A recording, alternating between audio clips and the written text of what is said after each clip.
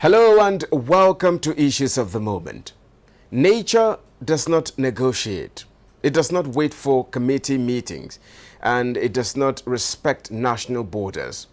As our planet reaches its breaking point, our greatest weapon isn't just science, it is the law. Beyond the protests and the promises, let's examine the lawmakers, the policies and the binding statutes that are actually reshaping our global future. Can a pen and paper save the world? Every second, our global climate changes, but so can our laws. For decades, international treaties have laid the groundwork. Now, national parliaments are taking the wheel. From banning single-use plastics to criminalizing ecocide, effective legislation is turning environmental targets into enforceable reality. This is enacting change, where policy meets the planet. We live in an era of global challenges that outpace our traditional borders. Carbon emissions in one hemisphere detect the rising tides in another. To solve a shared crisis, we need shared rules. And on this week's edition of Issues of the Moment, we shall be exploring how innovative legislation can bridge the gap between political will and environmental survival. And in a moment, we shall be joined by an international lawmaker to dissect the policies that work, the loopholes that fail, and the framework we desperately need. My name is Justin Bemuyi, and I welcome you to the program.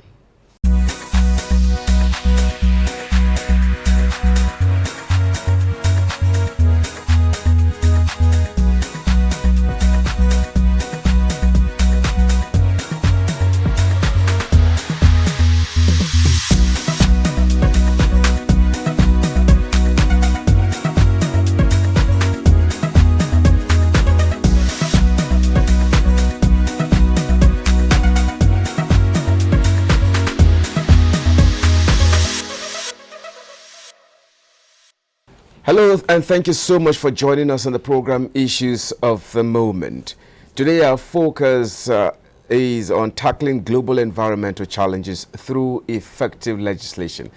And my guest is Honorable Samuel Onuigbo. He is the President, Global Legislators Organization for a Balanced Environment. That is Globe Legislators Worldwide. He's also sponsored the Climate Change Act.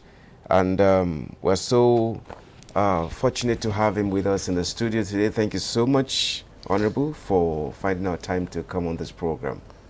Thank you very much indeed for having me. You're very much welcome. Yes, we're looking at tackling global environmental challenges through effective legislation.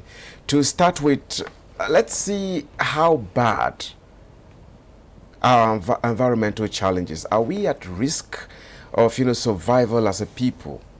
How bad is the environmental situation now? Well, thank you very much indeed. Our situation here in Nigeria, then globally, as far as environmental challenge is concerned, is very serious. And it is in realization of the impact, devastating impacts of climate change and all that the world gathers once in a while following the conventions that were passed, adopted at the Rio de Janeiro summit, 8th summit in 1992. We call them the triplets, which covers, climate change, biodiversity, and issues of desertification. That the world is really working hard to be able to check these things, because as the temperature is rising and without control, then you see the effects. Last time we also experienced heavy heat waves here in the country.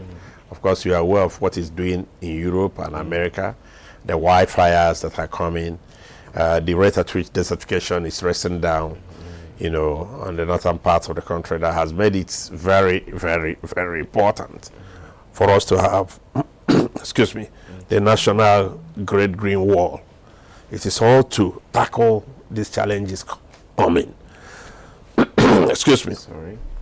And you also know that we are dealing with issues of flood. That when it comes, you talk about what happened in 2012, 2022, and all that. The number of persons died, the trillions of naira lost, roads damaged, farms destroyed, and all that. So we are truly at risk. And that's why it is important that all hands must be on deck in tackling these things. We are not contributing so much to the greenhouse gas, emissions, but we are feeling the impact. So there's need for us to do our own to make sure that we are not completely affected. So right now, we are feeling the impact all over. With what you've explained now, with the effects and the adverse effects that you've talked about right now, you've pointed out so many things.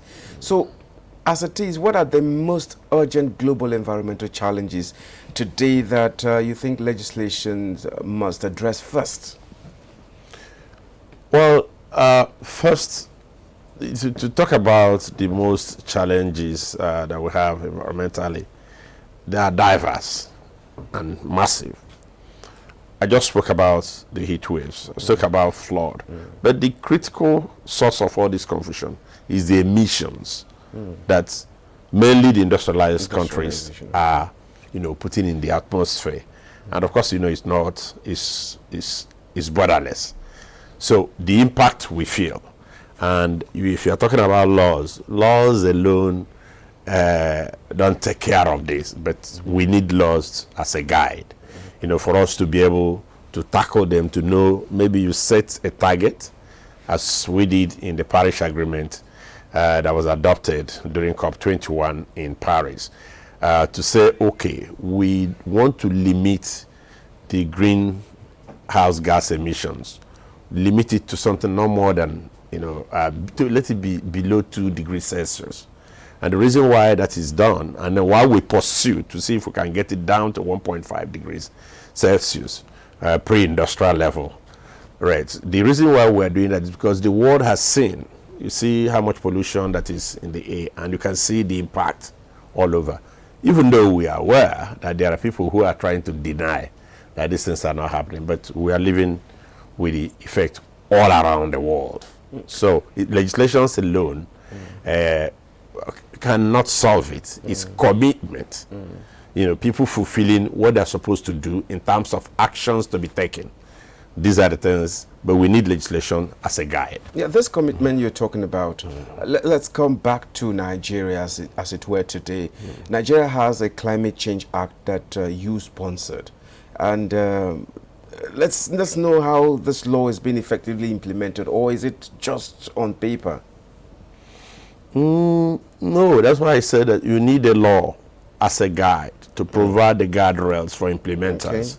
Okay. For instance, the Nigerian climate change law, which by the grace of God I sponsored, outlines approaches to be adopted, to ensure that we are working in line with what has the potential to help nations hold down on the devastating effects of climate change. So in terms of the law in Nigeria, the Climate Change Act is being implemented vigorously. And of course, I want to commend President Bola Ahmed Tinubu, because since he came into office, he has followed this law in terms of implementation, and he has also been actively involved in climate change issues. You probably will recall that during his first budget speech in the National Assembly, he stated openly that he has already directed his appointees to go to Dubai, because that was during COP28, to go to Dubai and attract climate-related investments to help us tackle the devastating effects of climate change, and at the same time, take the opportunity that comes with it as investment. So that he said in his speech at the National Assembly. And then he finished that and came straight to Dubai and participated in high-level meetings. So these are clear signs. So, and in all this, he's been following the law. For instance, there in Dubai, he was able to set up the National Carbon Market Implementation Committee, where he appointed the chairman of Federal Inland Revenue Services, Zach Adedeji, and then the DG of National Council on Climate Change, Salisu Dahiru, for them to begin the idea of doing that. And then to talk about the implementation of the law, he appointed those two people based on sections 4, subsection I, and subsection J of the Climate Change Act. In addition, you know that the National Council on Climate Change is the overall body, the body that's in charge of climate change issues throughout the country. It's a product of the Act. So, and they've been doing a whole lot. Recently, you may have known, or you may have heard, that we now launched the Nigerian National Carbon Market Framework. That was in October 2025. The president launched it using the vice president as a representative. And then the National Carbon Registry. Then on the operationalization of the Climate Change Fund, which is section 15 of the Act. So the Act is being implemented, but we know that there are still other sections that we are hoping as we go forward, like section 26 of the Act, where it is stated that climate change should be taught at all levels of education, primary, secondary, and tertiary. And I'm aware that the National Universities Commission is doing something in that light. So in terms of implementation, I think the federal government is doing well. And of course, we're also looking up to the subnational for them to have their own climate change governance framework. At that level. So that there's coordination. And why did I mention that? The law sets out in section 5 the membership of the National Council on Climate Change. And one of the members, apart from the fact that it's chaired by Mr. President, and his absence, the Vice President chairs, all these other ministers, whether you are talking about environment, agriculture, petroleum, solid minerals, women affairs, and all that, they are members. But we did one thing. We added the chairman of the Nigerian Governors Forum to be part of that National Council, as well as the president of Association of Local Governments of Nigeria. Perhaps you are aware that climate change does not start at the villa. No. It happens at the rural area. So that's why we are hoping that the subnationals they'll work to domesticate the Act, and then we work together and make sure that we're able to meet our set targets. Now, following most of these agreements, Paris Agreement, COP commitments, we understand that there is this growing advocacy for countries to transition from fossil fuels to renewable energy. Now, how can this be done without hurting jobs and vulnerable communities? Where does legislation come in? Yeah, thank you. That can be done. I mean, that's why the Climate Change Act 2021 is patterned along some of the provisions or key provisions of the Paris Agreement on climate change. So, but there's something that I've always said, and I said it at Scottish Parliament. I think I said it also during our last event in London. It is that we as a nation that is dependent, our economy is dependent on fossil fuel. We are not going to transition into crisis. So what that means is that we have to walk in our own way while pursuing the target. We have to be conscious of it. But we also have to keep our economy. But we want to be able to transition from fossil fuel in a very organized manner so that we do not even create additional problems or transition into crisis. So we are conscious of that, and that's why these things are being taken care of. Yeah. Okay, now we see that another major reality is that renewable energy is not cheap, and this is making it difficult for individuals to adjust to it.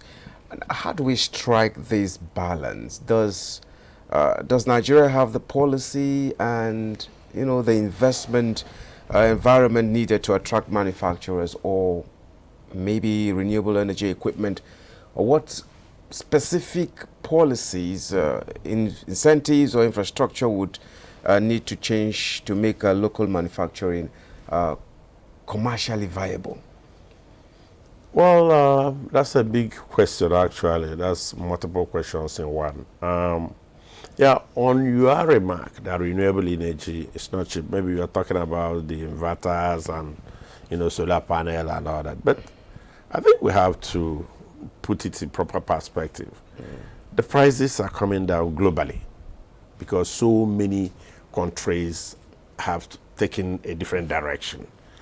Even developed countries, for instance, in Germany, I think renewable energy is contributing, well, let me be conservative, well over 51 or so percent to their entire energy mix right now.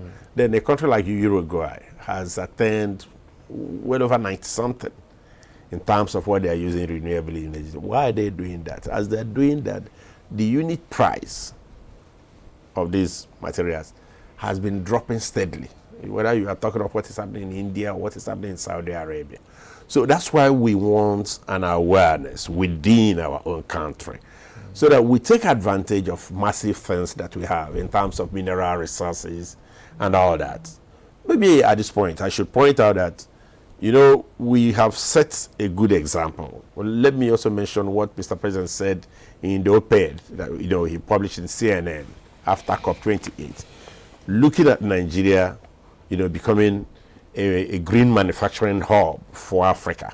And why are we saying that, or why did Mr. President write that down? It's because if you look at the mineral resources that we have that are needed for you to be able to work on issues of, you know, renewable energy, we have them in abundance.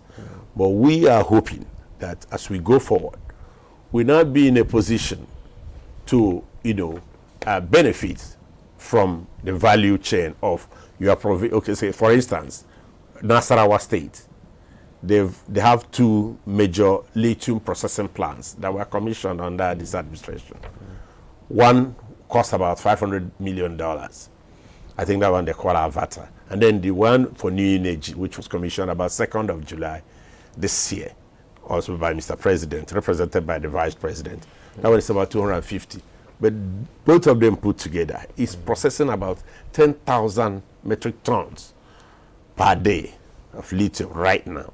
And now that's a good foundation for us to, you know, ensure that you did not just process, but that is used in producing something like battery, lithium battery, and the rest of them that are required.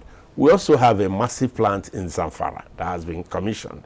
So for me, we have a good prospect of going forward to be able to produce these things, you know, and then benefit from the value chain, and that way be able to reduce the value. I think we are very well placed. So that means we're getting there, having in mind that we're even doing indigenous production of most of these.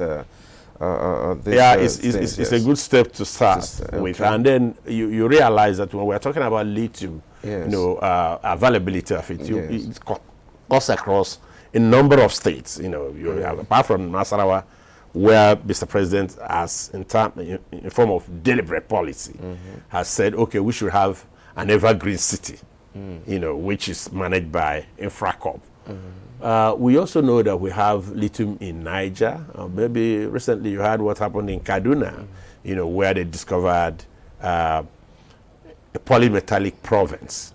That's so many rare deposits, and where they have about 3.3 million, you know, tons of uranium. That's Kaduna alone. You have in Ekiti, you have in Osun, you have in Kogi, and all that. So I think we are in a good position. And for Mr. President to have said that, and based on what the Ministry of Solid Minerals has found out, we are very well positioned to be able to work on this and benefit. You think with the commitment and will of the government, then we will definitely get there sooner than we can imagine. Yeah, I'll probably add something here. See, I want to agree with you. We'll probably get there sooner than anybody is thinking, because I always like to refer to the unbundling of our, you know, telecommunications subsector, which was done about a quarter of a century ago. And when we invited major telecommunications companies to come and join us, but they were hesitant initially. But it took companies like MTN and the rest of the Econet to come here and then use here as a launch pad for them to get to other places, because of the number of people we have here and the active youth that are using this. So we'll get there faster than we. Now, we can't say all this without talking about some other kind of environmental pollution, talking about maybe plastic pollution, e-waste, air pollution. You know, these are crossing borders. maybe sometime through the sea, the waters we have. What kind of legislation can effectively, tackle transboundary environmental harm, such as what I just mentioned? Well, we've discussed issue of legislation. Every nation has what they call nationally determined contribution, which is a climate change action plan, in summary. And the reason is that you are not likely to have a law made for you either in Paris or Washington and ask you to start implementing here. But nations are supposed to do these things by themselves. Now, you talk about pollution, right? E-waste and plastic pollution and e-waste and all that. Then the other one I talked about earlier is, the pollution, the greenhouse gas emission. Exactly. These things don't have control. But it is important that nations come up with their own domestic laws and implement those laws faithfully. Because it is something that is leaving Nigeria, is probably going to Ghana, or something leaving Ghana going to Cote d'Ivoire, and something like that. So once nations come up with their own laws on these things and ensure that they are faithfully implemented, it will now go a long way in stopping these things from spreading. The production of this waste in the first place will be reduced before talking about transboundary transfer. Now let's narrow this down to the Niger Delta, for instance. In some areas where source of livelihoods, is lost to land and water pollution. How do we tackle such a challenge, like this? I think the Niger Delta case is unique. I say so because I know what happened in Ogoni, for instance. All right? Because the Ogoni crisis, you saw that it took a very long time for even Shell and the federal government to start thinking of going back to Ogoni. So pollution, whether you are talking about, the one in the A, you're talking about the one from exploration of fuel, or any other pollution, that now impacts negatively on the land or leads to land degradation, such that you will not be able to, plant and harvest as it happened in Ogun. Or you are talking about the soot that is coming, right on top of us from nowhere. You see all those things. If you spread something like a white cloth in Port Harcourt, before you come out the following day, it's stained, with something black. And you are wondering, where is that coming from? So these are challenges. And of course, when you have such pollution, the land is degraded, the sea itself, like aquatic life, is destroyed. So all it requires is that as people are coming to, you agree with me, I was talking about 1992 conventions. Yes. But people have been, extracting oil and long before then. So what's important is that since in other places, in the United States, in Azerbaijan, and where people explore oil too, they explore this oil and make sure that they do not pollute the environment. That's what we should insist on, because any pollution in an area extends to another area and becomes a problem for the inhabitants of that place. So it is up to the government to insist that certain standards be maintained so that we don't go through these things leading to land degradation. Thank you so much, Honorable Samuel Onuigbo. Thank you so much for your time with us. We really appreciate it, and we do not actually take it for granted. We hope that maybe some other time when we call on you, you would oblige. Thank you very much for having me. Thank you so much. We pray that we'll continue to make progress. Thank you so much. Well, this is Issues of the Moment, and tackling global environmental challenges through effective legislation has been our focus today. And the President Global Legislators Organization for a Balanced Environment, that is Globe Legislators Worldwide, Honorable Samuel Onuigbo has been our guest on the program today. Well, thank you so much for watching. My name is Justin Bemuyi, and I say bye for now.